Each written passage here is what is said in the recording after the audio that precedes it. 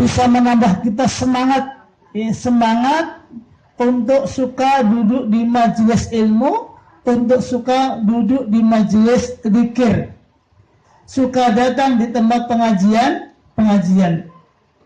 Ada sebuah kisah, kalau sekarang itu orang yang suka duduk kuburan. Karenanya kalau di sini ada tim bedah bumi, orang yang tugasnya menguburkan jenazah. Suatu ketika orang yang di saat itu pekerjaannya menggali kuburan, dia disuruh untuk menggali kuburan dan untuk menguburkan seseorang. Ternyata subhanallah ibu, apa yang terjadi di saat itu? Ketika jenazah itu dimasukkan, si orang yang memasukkan jenazah tadi diperlihatkan oleh Allah. Di saat itu di sana ada taman-taman surga. Jadi dia diperlihatkan oleh Allah ketika menurunkan jenazah tadi, seolah-olah dia berada di taman surga. Sampai dia pingsan. Ini benar apa ora gitu, insyaallah.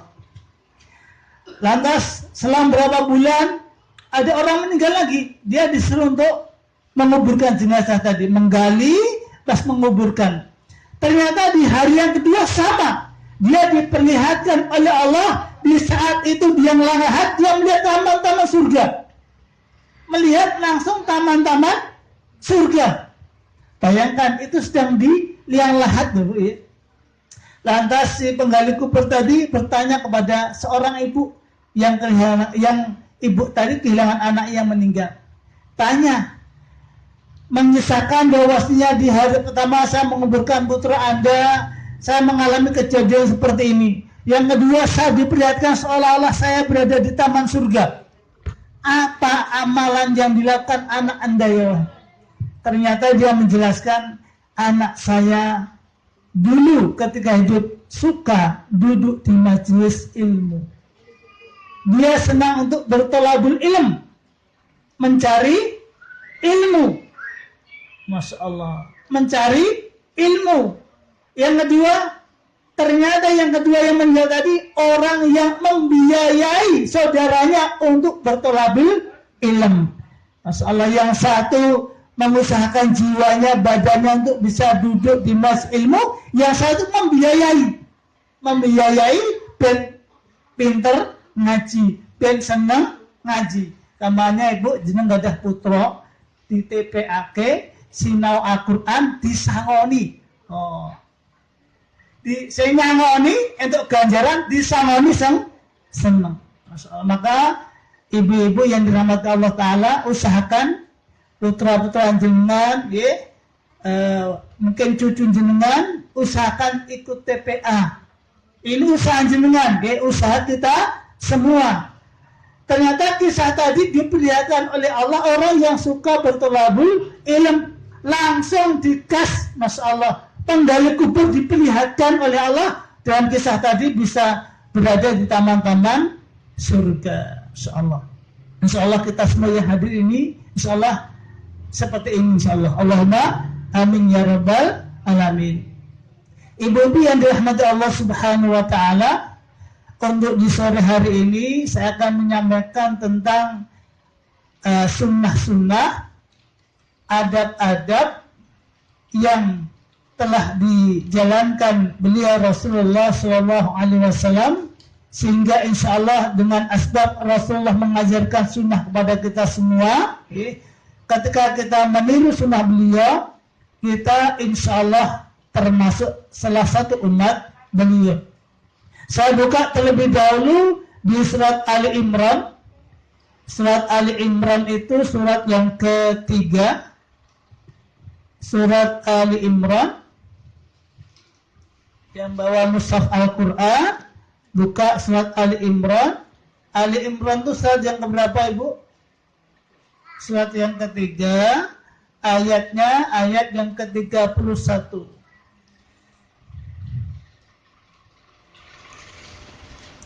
Surat Ali Imran ayatnya 31. Allah berkalam, A'udzu billahi minasyaitonir rajim. Qul in kuntum tuhibbunallah fattabi'uni yuhibbukumullah wa yaghfir lakum dzunubakum wallahu ghafurur rahim. Yang bawa mushaf Al-Quran sudah ketemu? Surat Ali Imran, surat yang ketiga ayat 31. Allah berkalam, Qul in kuntum. Qul katakanlah wahai Muhammad, in kuntum, jika adalah kalian tuhibbunallah, mencintai Allah. Jika kalian itu mencintai Allah, maka syaratnya apa? Fattabi'uni. Fattabi'uni, maka ikutilah aku. Maka jalankanlah sunnahku, ibadahku. Yuhibbukumullah, Allah akan mencintai kalian. Tidak cuma mencintai kita, yang kedua, wa yaghfir lakum dzunubakum, dan Allah akan mengampuni dosa-dosa kalian. Wallahu ghafurur rahim, dan Allah Maha Pengampun lagi Maha Penyayang. Jadi Ibu, Allah di sini berkalam, ketika kita cinta Allah, buktinya apa Bu? Fattabi'uni, maka ikutilah aku siapa? Rasulullah Sallallahu Alaihi Wasallam. Maka jika kita cinta Allah, maka syaratnya harus mengikuti Rasulullah. Ketika kita mengikuti sunnah-sunnah Rasulullah, ajaran-ajaran yang diajarkan oleh Rasulullah, maka imbalannya, jazanya, balasannya adalah yuhibbukumullah. Allah akan mencintai kita dan akan mengampuni dosa-dosa kita. Karena Allah Maha Pengampun lagi Maha Penyayang. Lah untuk kaitannya di sore hari ini tentang bagaimana kita menjalankan adab-adab yang telah diajarkan Rasulullah Shallallahu Alaihi Wasallam, maka insya Allah dengan adab-adab yang beliau ajarkan kepada kita semua, insya Allah menjadi asbab kita dicintai oleh Allah dan diampuni dosa-dosa kita. Khususnya untuk di sore hari ini, saya akan terangkan tentang adab-adab buang hajat. Tata cara buang hajat.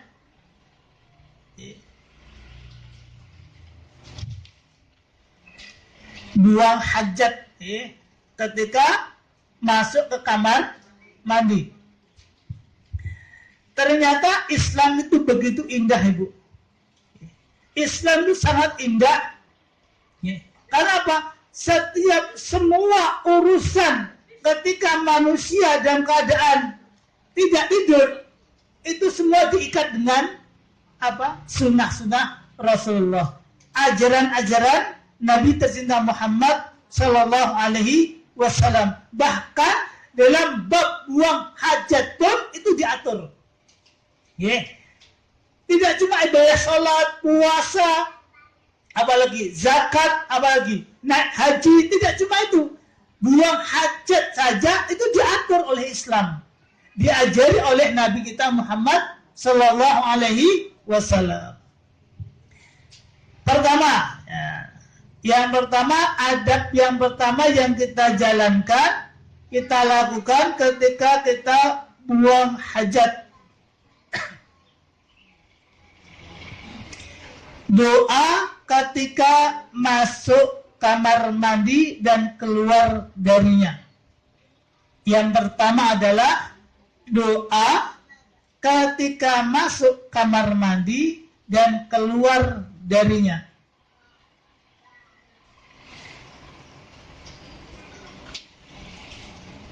Nyun sewu Ibu, ampun mung bludas-bludus. Mas sak kebelet, iya sak kebelet. Wes teko manaan yo, ngopo buang dengan Bang Joko sak-sak aja. Tapi pun sak kebelet Masya Allah. Ya ada aturannya, kebelet kita jodoh gitu loh. Masya Allah. Jadi intinya harus jangan lupa membaca doa. Mungkin kita pernah mengalami wah, dari jarak jauh, insyaallah sudah terasa mau buang hajat. Nah, jangan lupa untuk doa. Hadisnya saya baca, diriwayatkan dari Anas radhiyallahu anhu, ia berkata, kana Rasulullah sallallahu alaihi wasallam idza dakhala al-khala'a qala Allahumma inni a'udzu bika minal khubuthi wal khaba'is. Hadis riwayat Bukhari dan Muslim.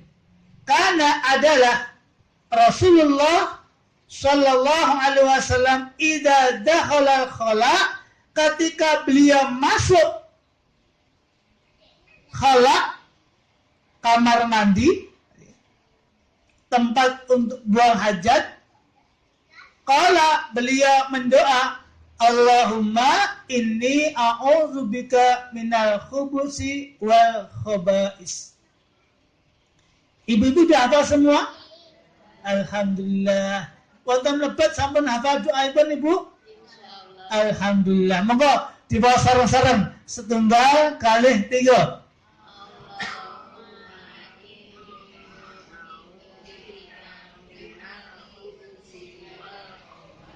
Alhamdulillah. Artosipun apa Ibu? Bareng-bareng.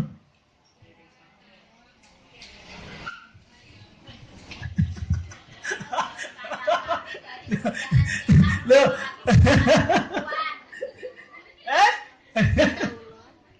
Ya. Masa maca mungkin dikira dilemen mungkin. Mungkin dilemen. Ya. Biar dikatakan bukan dilemen. Tahu apa yang dibaca? Allahumma ya Allah, ini sesungguhnya aku, a'udzubika, aku berlindung pada engkau, ya, minal khubusi, dari setan laki-laki, wal khaba'is, dan setan perempuan.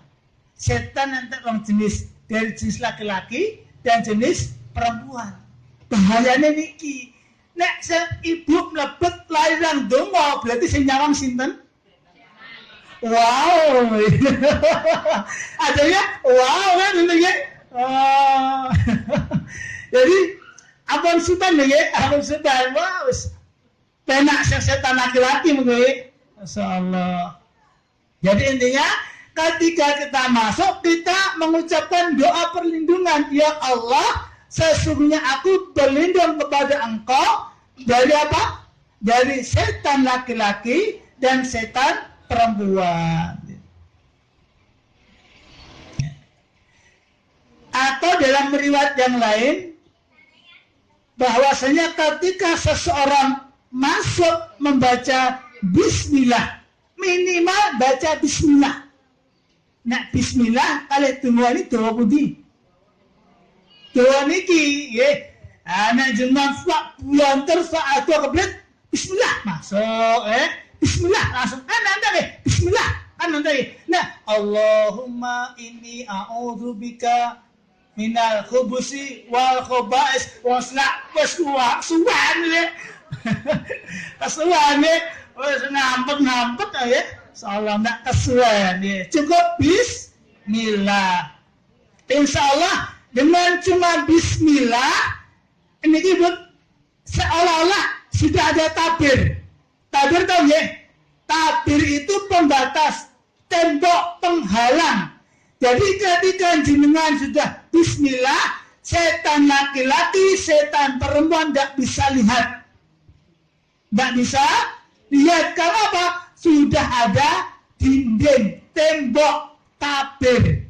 Tabir itu ya, korden bisa, tembok bisa, intinya penghalang ketika masuk membaca bacaan bismillah. Tetapi kalau tidak baca doa perlindungan dan baca bismillah, berarti ini tadi wow, wow bisa tanda kutip, wow. Nah, itu yang pertama, doa perlindungan. Yang kedua, doa ketika keluar. Doa ketika keluar kamar mandi. Aisyah radhiyallahu taala anha meriwayatkan anna Nabiya sallallahu alaihi wasallam kana idza kharaja minal ghaiti qala ghufra naka. Nabi sallallahu alaihi wasallam jika telah keluar dari tempat buang hajat, maka beliau mengucapkan ghufranaka. Ya. Saben apa Ibu? Gampang. Saniki sing mlebet nang dhewe, saniki ibu yang diambar. Doa keluar kamar mandi bersama. 1 2 3. Sip, yang dalam 1 2 3. Nah, berarti dapat tinggal mengamalkan, jangan lupa. Mengamalkan jangan lupa. Insya Allah mengamalkan ini kita dicintai oleh Allah karena mengikuti Rasulullah. Satu adalah doa. Sudah tahu artinya ghufranaka? Belum. Ghufranaka, aku mohon ampunanmu. Aku mohon ampunanmu. Aku mohon ampunanmu.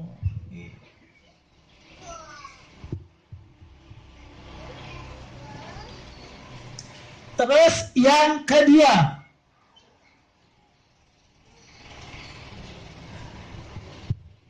masuk menggunakan kaki kanan,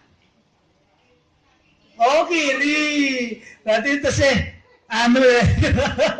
masuk menggunakan kaki kiri, keluar menggunakan kaki kanan. Roto-roto niki mboten kata sing gatekke, sing penting mlebu.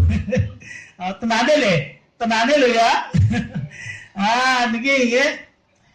Ketika jenengan masuk kamar mandi, dahulukan kaki kiri, keluar dengan kaki kanan.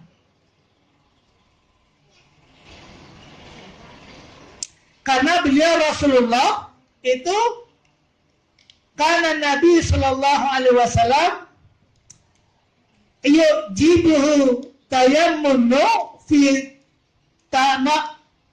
tana'ulihi wa tarajjulihi wa dhuhurihi wa fi sya'nihi kullih. Nabi itu lebih suka mendahulukan yang kanan ketika memakai sandal, menyisir rambut, ketika bersuci, dan dalam setiap perkara yang baik-baik. Jadi Nabi itu suka ketika menjalankan perkara yang baik itu mendahulukan yang kanan. Contoh apa? Memakai sandal. Ayo, juga tinggi. Memakai sandal didahulukan yang kanan dulu. Yang kanan dulu baru yang kiri. Ketika kita melepas, kiri dulu baru kanan. Ketika pakai baju, kanan dulu baru kiri. Kanan dulu baru kiri. Melepasnya sebaliknya, kiri dulu baru kanan. Ketika menyisir rambut, kanan dulu baru kiri. Dan praktek piyambak menyisir rambut modelnya pripun dengan piyambak komen didahulukan yang kanan. Memotong kuku, kanan dulu baru kiri. Komen mendahulukan yang kanan. Ketika bersuci, yang kanan dulu baru yang kiri. Tapi sebaliknya, ketika ini masuk ke tempat buang hajat, itu beliau mendahulukan kaki kiri daripada kaki kanan. Keluar kaki kanan, baru kaki kiri. Sudah. Yang kedua selesai. Sebelum saya lanjutkan, ada pertanyaan dulu? Ya, masuk masjid kanan dulu, baru keluar kiri. Masuk masjid kebalikannya dengan masuk tempat buang hajat. Kalau masuk masjid harus dengan kaki kanan. Iki rata-rata ya ora digatekke. Jujur ya. Nah, jangan digatekke butuh blong-blong. Coba mbok nek jenengan pas lali mundur meneh. Atrece. Kok atet aku lali. Saya tak golakah kaki kiwa sik. Lah. Baleni sik nggih. Atrece sini. Lagi baleni nggih. Baleni. Ora apa-apa. Sebenarnya untuk ganjaran. Dilok wong ora apa-apa. Sebenarnya untuk ganjaran. Sahabat Ibu, yang lain. Ada pertanyaan? Yang pertama dan yang kedua dari adab-adab buang hajat. Sahabat? Berarti yang ketiga. Tidak menghadap arah kiblat dan membelakanginya. Tidak menghadap ke arah kiblat dan membelakanginya. Menghadap kiblat tidak boleh. Terus ngingkiri apa? Membelakangi bahasa Jawa apa? Ngungkuri. Nggih. Nggih. Di sini beliau Rasul bersabda, "Idza ataitum gha'ita fala tastaqbilul qiblata wa la tastaqbiruha walakin syarriqu aw gharibu." Jadi artinya idza ataitum, ketika kalian mendatangi tempat buang hajat, maka janganlah kalian menghadap kiblat dan jangan pula membelakangnya. Akan tetapi menghadaplah ke timur atau ke barat. Berarti menghadap ke timur atau ke barat. Berarti posisinya ini di sebelah mana Bu? Sebelah utara Ka'bah atau selatan Ka'bah. Kalau kita menghadap ke timur atau ke barat, berarti posisinya kita di utara Ka'bah atau di selatan Ka'bah. Tapi kalau kita saat di Indonesia di sini, berarti kita harus menghadap kemana? Ke utara dan ke selatan. Karena kita posisinya di timur Ka'bah. Tapi jenengan kalau posisinya di utara Ka'bah berarti jenengan harus menghadap barat dan timur. Kalau posisinya jenengan di timur Ka'bah berarti harus menghadap lor dan kidul. Tergantung kita posisinya di mana, gitu ya. Nah pertanyaannya, karena dulu belum enak usum kok kamar mandi WC belum enak usum. Pabrik kloset belum dibangun. Di sini ku nak buang hajat lunga nang ora-ora. Nek dhisik nang kali, nang ora-ora sampai tidak terlihat orang. Lah di saat itu ketika buang hajat tidak boleh langsung menghadap kiblat, harus ada dinding penyekatnya. Go aling-aling boleh aling-aling, boh tembok, boh watu, boh uwit, silakan. Intinya apa? Ketika kita buang hajat di tanah oro-oro, apalagi padang pasir, harus ada apa? Penghalangnya, ada tirainya. Nek bisa nggo onto ya tirene onto kan gitu nggih. Itu. Jadi tidak boleh menghalangi kiblat atau menghadap kiblat. Nah sekarang, kalau sekarang kan sudah ada WC, kondisinya tertutup, dihalangi oleh tembok, bolehkah?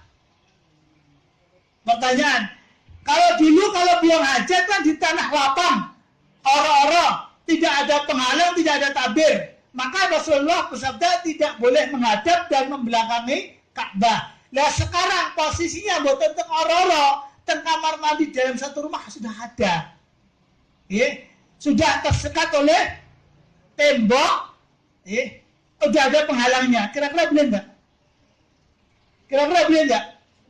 Boleh enggak apa-apa. Tetapi kita menjaga kehati-hatiannya ketika kita bikin arah kloset, lah hadapanlah ke utara dan selatan. Lebih jagani, ya. Nah, jagani. Kalau tidak bisa, tidak apa-apa, karena sudah ada tabir. Tapi alangkah baiknya kita menghadap mana? Utara dan selatan. Itu. Jadi dilarang membelakangi dan menghadap kiblat. Itu yang ketiga. Ada pertanyaan? Lanjut. Yang keempat, ya Bu. Yang keempat. Dilarang berbicara secara mutlak kecuali jika darurat. Dilarang berbicara di mana? Tempat buang hajat. Orang yang berbicara ternyanyi. Orang ngomong nyanyi. Biasa kadang orang ngomong turun jero kamar mandi ada terus karo nyanyi. Ya enggak boleh dia.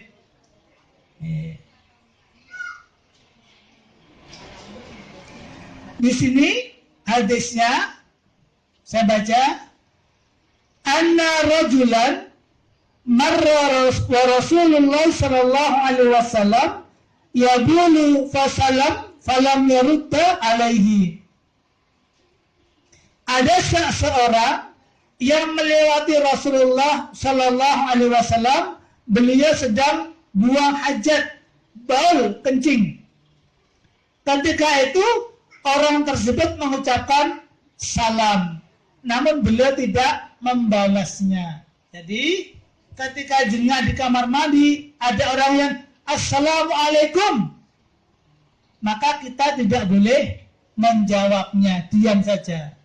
Assalamualaikum. Baru buang hajat, jangan dijawab. Assalamualaikum. Ini isyarat, ya isyarat. Terus saya iki sing di omah ya ora krungu to iki. Ya. Nah, karena kita sudah diatur oleh syariat, adab-adab yang diajarkan oleh beliau Rasulullah sallallahu alaihi wasallam. Jadi tidak boleh menjawab salam.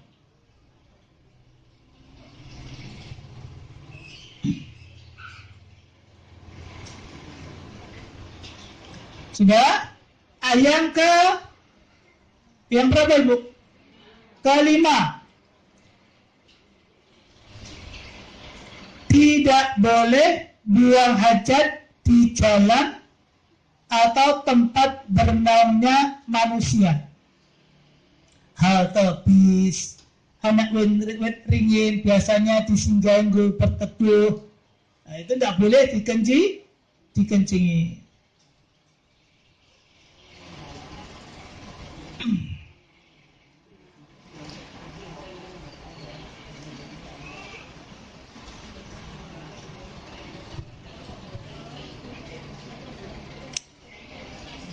Hadisnya, ittaqu la'anana ini. Qalu wa man la'anani ya Rasulullah? Qala alladhi yatakhalla fi tariqin nas aw fi dhillihim. Hati-hatilah dengan al-la'anain, orang yang dilaknat oleh manusia. Para sahabat bertanya, siapa itu al-la'nain? Orang yang dilaknat oleh manusia. Wahai Rasulullah, beliau bersabda, mereka adalah orang yang buang hajat di jalan dan tempat bernaungnya manusia. Mesti suarane elek ya. Tempat berteduh, goleran, tengok-tengok duyoi. jangan kurang ajar gitu. Abunya pesing kok, biasa rata pesing kok gitu. Pasti suara yang dilontarkan suara kejelekan. Ya, suara yang dilontarkan mesti suara laknat, suara kejelekan. Karena apa? Tempat itu sudah biasa untuk disinggahi manusia, di tempat untuk berteduh ketika orang berteduh, atau mungkin ketika di jalan untuk orang yang sering lewat. Ini saya kadang-kadang orang itu tidak punya adab. Nguyur itu mak, masya Allah, subhanallah, ngadeg, astagfirullahaladzim, ya Pak. Nah, biasanya di jalan-jalan tuh, buka lawak langsung ngadeg, ngecur langsung. Innalillah, ya Rabb, subhanallah. Itu tidak boleh, tidak tahu adab-adab yang diajarkan oleh Rasulullah Shallallahu Alaihi Wasallam. Tapi kita umat Islam diatur semuanya. Bahkan adab-adab tentang buang hajat. Jadi dilarang baul kencing di tempat orang berteduh dan di jalan yang sering dilewati oleh manusia. Yang keenam, Ibu. Ya.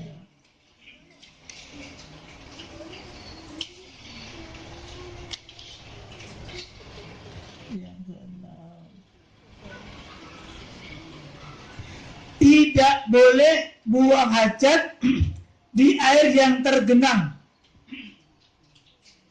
Tidak boleh buang hajat di air yang tergenang.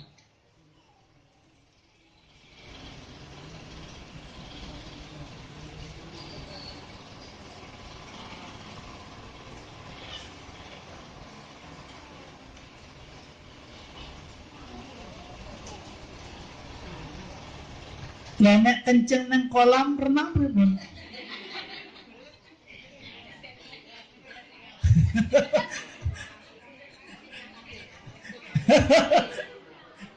Jangan renang.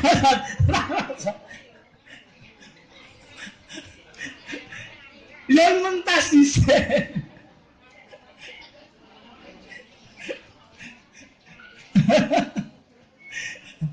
Nek rasa ndak mentas riyen ngoten nggih. Lah mesake jajare buang aja dijile menjilam mak slup ngono piye. Wah, kan dolan kan nggih. Ijine masake penake, ijine pas ngilam. Wah, wis rekoso iki.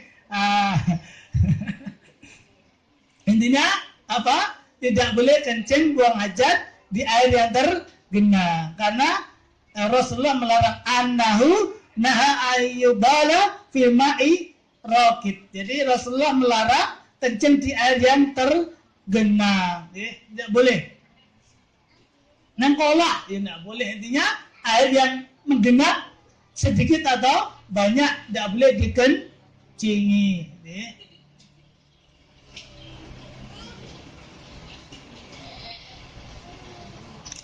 Yang ke berapa, Ibu? 7.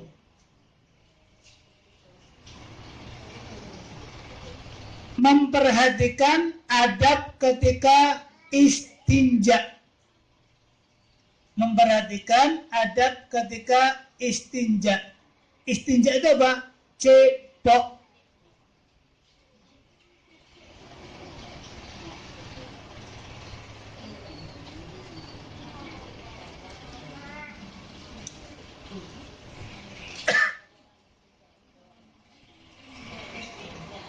Istinja.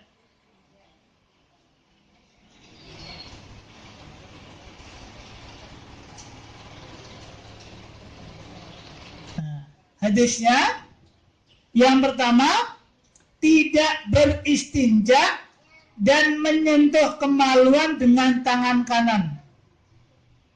Tidak boleh ketika cebok beristinja menyentuh kemaluan dengan tangan kanan.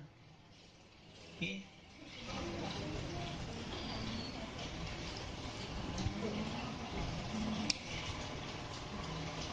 Dalilnya, idza syariba ahadukum fala yatanaffas fil ina Wa idza atal khala fala yamassa dzakarahu biyaminihi wala yatamassah biyaminihi. Rasulullah bersabda, jika salah seorang di antara kalian minum, janganlah bernafas di dalam bejana. Janganlah bernafas di dalam bejana. Bismillah. Nek antri kan bernafas di dalam bejana, nggih? Nggak boleh. Minum, bernafas. Nah, disebut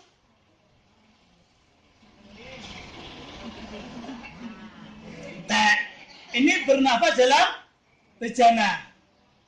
Paham kan dulu ya? Jadi dilarang bernafas ketika minum, bernafas di inak bejana. Nah, bismillah. Seger. Jadi tidak boleh langsung diserut. Ya. Satu, ya. Rata-rata berapa nak minum? Nak minum ya? Ya itu digelombang ya. Jadi satu tekuan, saya nafas satu tekuan. Itu. Yang pertama, yang kedua, jika buang hajat, janganlah memegang kemaluan dengan tangan kanannya. Tidak boleh. Tangan. Itu darurat perkecualian. Dengan tangan kiri diperban. Tapi bang, dia berasa. Dia boleh bang, sakit diperban. Dia boleh bang, dia darurat. Ini ukurannya normal ya.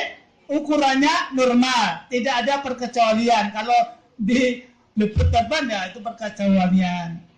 Saya bayangkan. Nah, iwannya diperbejan. Saya luangkan dia. Iya. Ketika kiri sakit dan ceboknya gimana?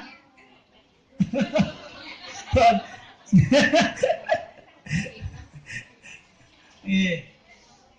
Terus, ya itu ya. Jadi tidak boleh mengungkap apa? Dengan tangan kanan. Yang kedua, beristinja bisa dengan menggunakan air atau menggunakan minimal 3 batu. Istismar. Apa? Istismar. Ketika tidak didapatkan air, boleh paper dengan batu. Paper itu ya? Dengan nak munggah teng pesawat, mangsane waktu telu. Lah biasa kan disediakan tisu ya. Tisu itu bersih tapi tidak suci. Tapi kalau batu mungkin belum bersih tapi sudah suci. Karena Nabi mengajarkan dengan batu. Nek nang sawah yo godhong pung sempal. Padahal nanti saya tak kelihatan ya. Waduh, kali telah milih. Piye iki godhong pung. Oh,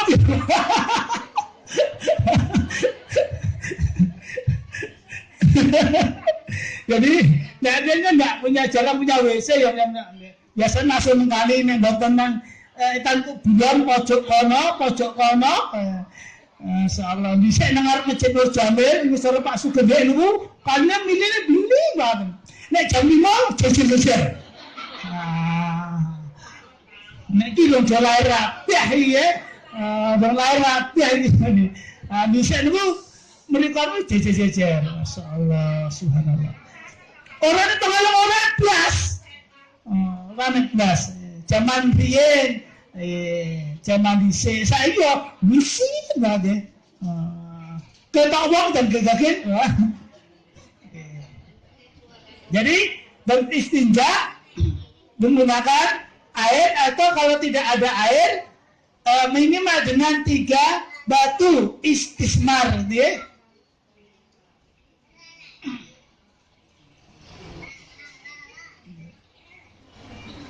Kandangnya batunya apa gede-gede. Nak disak pemerintah ya.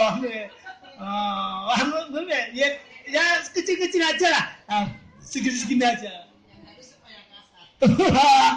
Lah iki nek halus diprosese digilese nggih batu alam nggih. Insyaallah. Saentuke sak kecekele ya.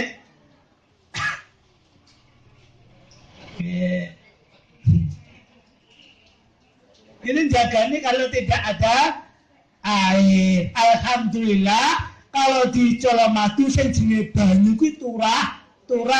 Ini pembahasannya dulu karena padang pasir kuwi jarang enek banyu. Benar deh. Sebab kenapa Nabi memberikan syariat beristimad dengan 3 batu karena memang kondisi sana jarang air. Jarang didapati air. Nah Indonesia banyu turah. Insyaallah gampang ya. Apa itu? Tapi kita jarang nggih pepper dengan 3 batu nggih. Merah tahu ya. Biasanya tak ampet gitu ya. Insyaallah. Nggih.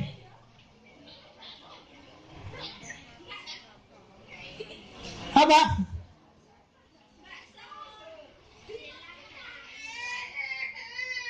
Kan apa?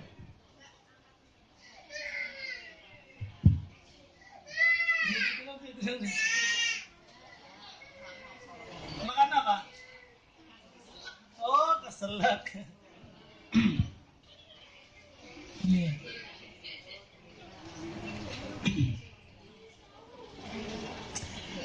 Yang berapa Bu ini?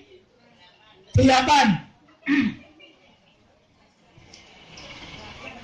Ketika kita baul kencing dianjurkan untuk duduk atau jongkok. Nah ini ya, dianjurkan ketika kita baul itu harus jongkok.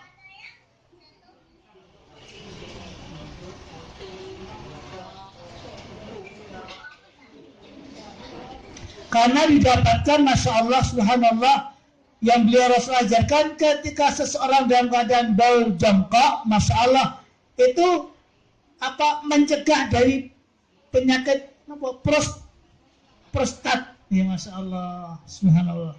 Yeah. Jadi dianjurkan ketika buang hajat itu dengan dalam keadaan jongkok. Yeah. Jongkok.